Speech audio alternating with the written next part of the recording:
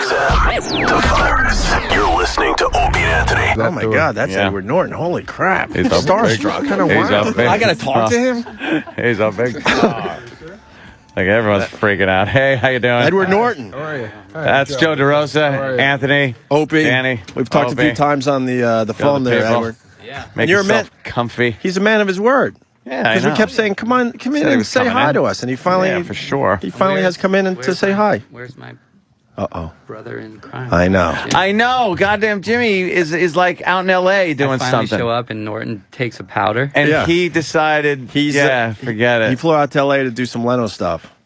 He's like Leno's guy big now. Time now. Yeah. Now he's ready for on camera. Yeah, this radio stuff is like second fiddle for him. Now when Leno calls, he runs. Radio is just his hobby at this point. He's becoming a big star. He runs a big star. He'll never get that picture. And I'm mad that he's not here, Edward, because he's going to talk about the fact that he missed seeing you for the next how many months, Ant? It's never going to stop. It's never going to stop until you see him again or something. He has canceled really important gigs for himself just to meet famous people. That's how twisted the Jim Norton is. He's a little crazy. And he talks about how you would go down to the Comedy Cellar sometimes and see him. Yeah, probably once. Yeah. But he goes to him. But he goes like, he comes down there and sees me. Yeah, he likes using the word, men of similar ilk get together and does he do things like he goes, my friend Ed Norton. Ed Norton. Ed Norton. Does he do that? Oh, of course. Yeah. Same last name. Oh, he still talk about his nipples a lot? He used to have a bit in his routine about... He still has that. Yeah. He likes He doesn't have tweaked. a very good body image. Right. He talks about himself a body of a scallop. He's got his man boobs, he calls them and stuff. He's very self-deprecating. I don't have a good body image of Jim either. Of Jim. I thought you were going to say of yourself, but no, of Jim. Hey, we don't even have that much time, so let's get into the movie. Stone. Yeah, this one looks like a good one, man. It's heavy. Yeah. It's really heavy. You're playing arsonist, right? Yeah, it's about De Niro plays a prison, a parole review officer who's about to retire, and he gets one more case that at the end that he's got to review, an inmate, and I play the inmate, and basically he's supposed to assess, whether people have made authentic changes in their life and gotten a spiritual life and all these things, and the whole dynamic is about him trying to sort out whether this guy is for real. Has he changed? Is he positive? And on the side, the prisoner is getting his wife, who Mila Jovovich plays, to try to manipulate the guy outside the prison. And it's thrilling, but it's not. It's actually not sort of just a twist or a plot. It's very much about, like, the prisoner starts questioning what this guy's done in his life that gives him the right to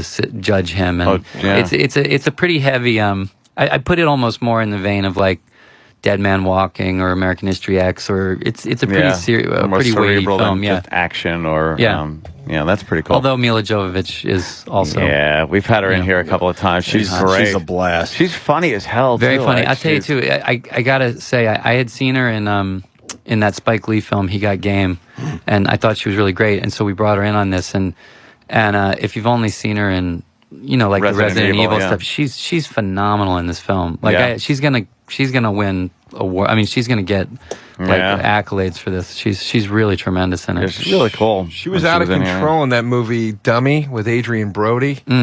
Like, it was the first time I'd ever seen her in anything like that, and I was just like, holy shit, man. She's off the chart in this. Like we were all seriously impressed by what she did in it. Yeah, she was cool when she came in, and I remember saying something and she fell off the chair. Yeah. And all I kept thinking was, I think I got a shot.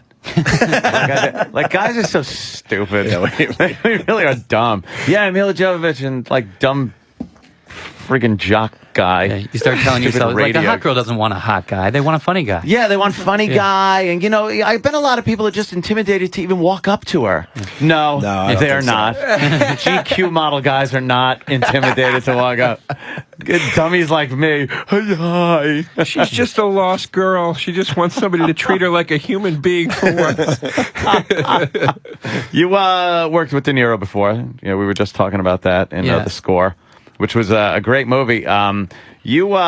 It's almost comical how you come off as being handicapped, a little mentally. When you first come on screen, people who know me didn't think it was that much of a stretch. Oh, really? That's like he does that. He plays that part very well. He's done that a few times in movies. Obviously, where does that come from?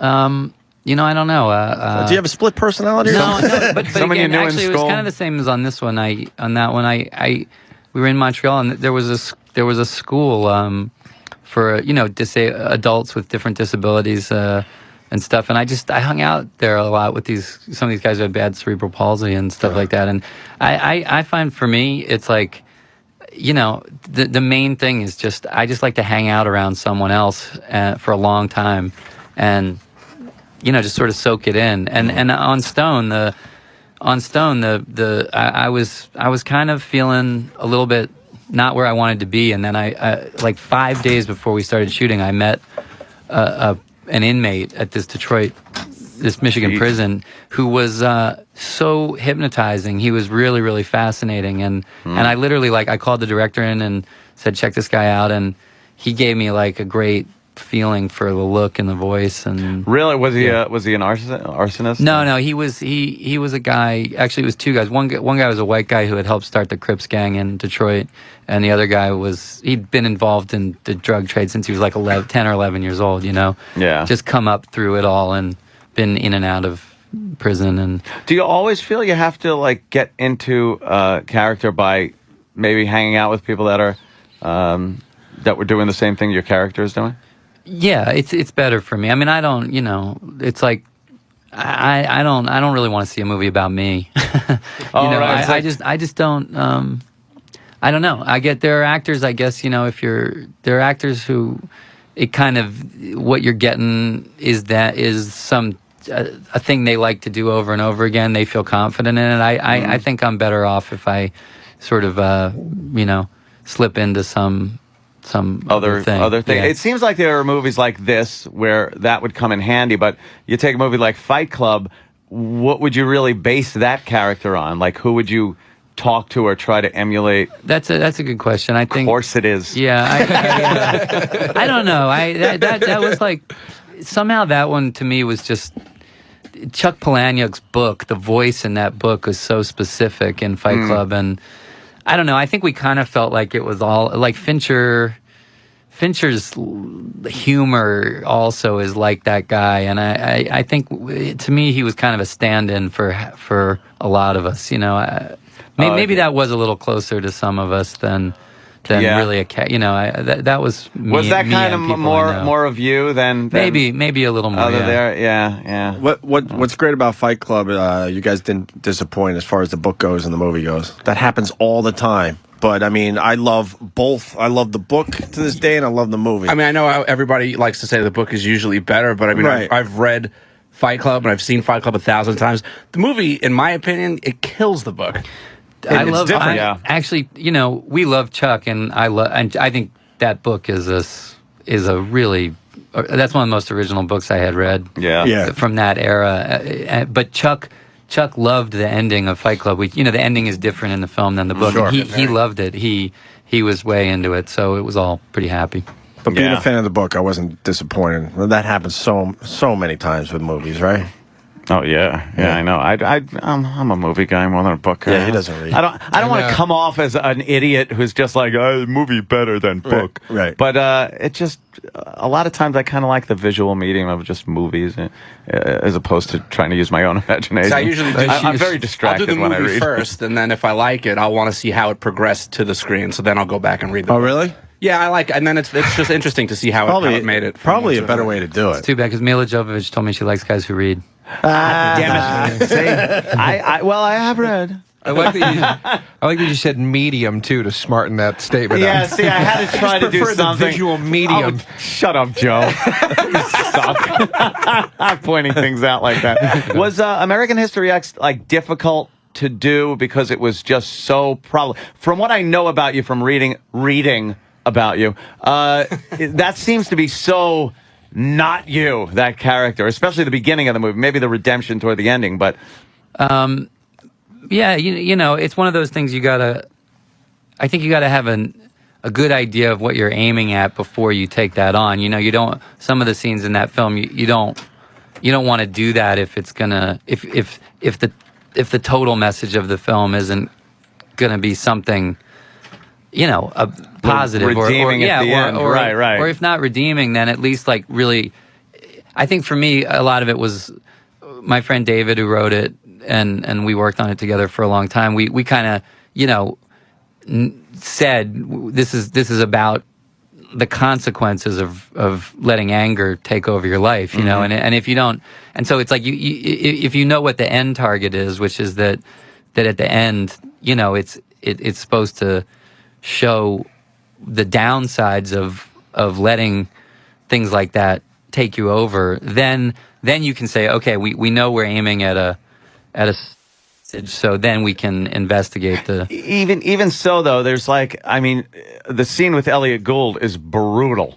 I mean, brutal. Yeah. How do you, after cut, I mean, do you just kind of look at each other and go, haha, that was funny. I, you know, used Shylock and Kike and, you know, just shit like that. It's like, is there some kind of a wind down period or any tension or... Elliot, he was great. I mean, you do want to, you know... You got to know that everybody in it, everyone in it with you is going for the same things. You know what I mean? If everybody knows what's about, and it's not just them; it's like the crew. You know, we had people from every background on the crew, and everybody was into it. Everyone was into what we were doing. So I think guess it's so detached when you're like, obviously, I have no clue about what being on a set like that would be. I just watched the end product. Yeah. So to me, it looks like, oh my God, would that be uncomfortable? But I guess, you know. Fortunately, you know, Elliot Gould, he's a big hugger. Yeah. You know, a lot of hugs like, in between scenes. You know, at the end of the day, let's hug it out. That'd be nice. With your swastika tattoo. Yeah. Nice big hug. I'd be like, oh, sorry, I left a little of that on your white shirt. Yeah, you might want to a little shout on that one. Actually, Ethan Suplee, you remember Ethan? He's on what is it? That show now. My Name Is Earl or something like that. Oh yeah. Ethan, God damn, he was he was really big back then. He was huge. He played the guy in there. He went. We were shooting all night one night, and he went out with all his white power tattoos. At like 4 a.m, he went home without taking them off, and he went into some 7-Eleven, and some guy like really came in on him over it. And God, why would you talk to him? He was like, I'm an actor. It's like he's like, we're trying to rub it off his arm. It comes off. It comes off. I swear. Wow. Well, that is that's brutal. I saw an interview with you when American History X came out, and you said, and I've seen a lot of actors say this before, where they go, I wanted you to do this with the character. I wanted it to be this and that. And something you said about the character was the most spot on that I ever heard an actor say it, where you said, I wanted you to almost be convinced by this guy. And then at the last second, he loses you and you realize, no, he's deranged or whatever. And you totally nailed that. You watch that movie and like you get to this uncomfortable place where you're like, Jesus Christ, his argument is so. Oh wait, no, okay, no, he's fucked up. Hey, you know what I mean? Like, kind of right. Like, but to get that conflict out of the viewer that's not an easy thing, you know. No, I think that, but that, I don't know. I think a lot about like the movies. When you think about movies that really make a dent in you, you know, they're not the ones that spoon feed you. You know, if they spoon feed you, you kind of distant. I think you walk out and you go, cool, where do you want to eat? You know what I mean? And whereas I think, like we're all the same age. I think like when I was 19, I saw Do the Right Thing, you know, and I grew up near Baltimore and went to a public school. And when that movie came out, you know, it was the same thing you're talking about. You felt for everybody. You felt for the racist pizza maker. You know, you knew what he was saying, but you knew he was wrong, and you knew Mookie was like why he was mad. But then he puts the garbage can through. You know, everybody was right and wrong, and at the end, he just put that quote up from Martin Luther King, and then the opposite from Malcolm X, and he just went, you know, what do you want to make of this? Like, what do you want to do? Yeah. And I remember going, oh my God, like I walked out of the theater when I, you know, just going, your whole head was rattled by the movie, and it made you, if a movie leaves you room to think about where you come out on it yourself, then I think it sticks with you. I think Fight Club's the same thing. I think Fight Club has stuck with so many people because it it's about nihilism, but it doesn't. But at the end, it's sort of the same thing. It sort of makes it look sexy, but then it shows you the downside, and then it kind of leaves you with this ambiguous ending, and that's why people still debate it. You know what I mean? They still go, well, what was it? This was it? That? What's the point? And I think the guy who made Stone is in that camp of directors for me. He's got the balls kind of to say, I'm not gonna talk to you like you're an idiot. I'm gonna put these questions out there, and at the end you kind of have to go, who was good, who was playing who was bad, and I think that's healthy. I think there are some movies that'll end, the credits will start rolling, and I'll be like, what? Yeah, exactly. No, what are you doing? But then I'll find myself with movies like that looking on the internet. I'm like trying to see what other people thought about it and stuff, and for days you're just kind of thinking like, well, yeah, I guess that could mean this or the other. And it is so much better than the just neatly wrapped package movies. Yeah. I mean, to me, it's sort of like, it's like, oh, all these things happen in the story and I died, but it's all okay because I went to heaven. And, what I mean? It's like, things that make it comfortable at the end, I don't think they really stick with you. If they make sure that you're like, that that everything turned out all right, then you just kind of like... Exactly, where do you want to eat? Yeah, it is. And I think I like it. I like ones that leave you a little unsettled. I mean, if you look at De Niro's films that like in that seminal period when he was making some of these films that have become classics, they weren't commercial, they didn't do well, but like Taxi Driver...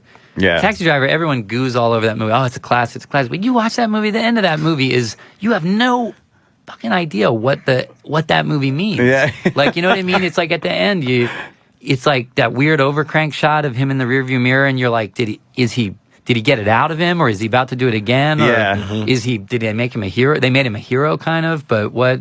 is it just delusional? It's so twisted. You have no idea how you're supposed to take the end. King of Comedy too is like that, where at the end the whole debate was: is this really happening, or is this Rupert Pupkin's imagination is it his dream, again? Or did he become a hero? Did he really become it? Yeah, I love that one. I think Donnie Darko was another movie where I just had to sit there for days going, "What did I just watch?" Yeah, and have to read again, see Joe. About what was going on in that movie. He reads. He Wikipedias. Whatever. You have to go. I guess we got to wrap this up. Anyway, we want to make sure people go and see Stone. Yes. Obviously, we're talking about all his old movies, but he's got a brand new one that's out in theaters Friday, and it looks like another great one, man. Absolutely. Yeah, New York and L.A. this weekend, and then wider on the 15th, I think. Cool. Oh, very, very cool. And I just have to say, one of my favorite movies, Rounders. Goddamn Rounders was so goddamn fucking good, man. That's fun. You were such an ass in that. It was like, you just, like, everyone had a friend like that, where you gotta be his friend, but it's like, God, I don't want to deal with this idiot. And he might bang your mom. Yeah, and he might bang your mom, exactly. That scene in the gymnasium's perfect, like hiding out, and he knew where you were. It was like, he's the same guy, that he's been for years. He's never going to change. Matt and I still talk about how dumb it was not to get... Somehow we should have gotten a piece of all subsequent poker after that. You know what I mean? We were like... Yeah, what happened? I know, we got nothing out of that movie. That should have totally been... scale. We were like millions of dollars in poker. Are you any good at poker? I'm okay. You're all right? I look like I know what I'm doing. That's what it takes, more than actual playing sometimes. Oh my God. Edward, thank you so much, man. Thanks for coming in. Good to finally Very get cool. face to face. Thanks, man. And what, Friday? Yeah, Friday. Stone. In theaters for Cool, LA man. and New York. Okay. So let's go see that movie. Thank See you on the next one. The Virus. Sirius XM. This